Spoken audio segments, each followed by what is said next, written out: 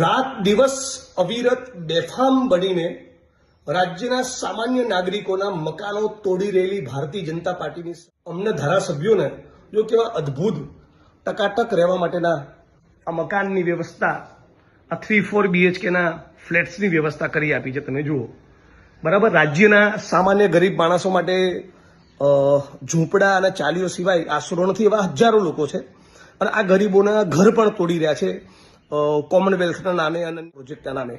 પણ વિડીયો ખાસ એટલા માટે બનાવી રહ્યો છું કે ફરી એકવાર એ વાતનું ટકોરો મારીને કહેવા માંગુ છું કે આ ફ્લેટ્સ, આ વિધાનસભાના તમામ સદસ્યોને આપેલા મકાન એ રાજ્યના નાગરિકોના ટેક્સનો પૈસો છે.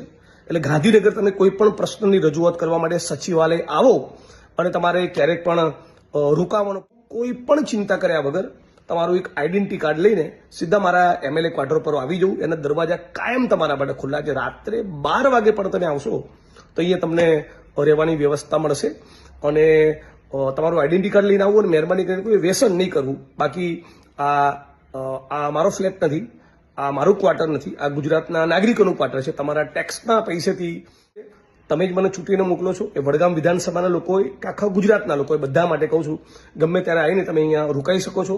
તમારા કોઈ પણ પ્રશ્નોની રજૂઆત માટે ગાંધીનગર આવ્યા હોય અને રોકાવાનો પ્રશ્ન હોય તો quarter number 401 block A Gandhinagar તમારું સ્વાગત રહેશે.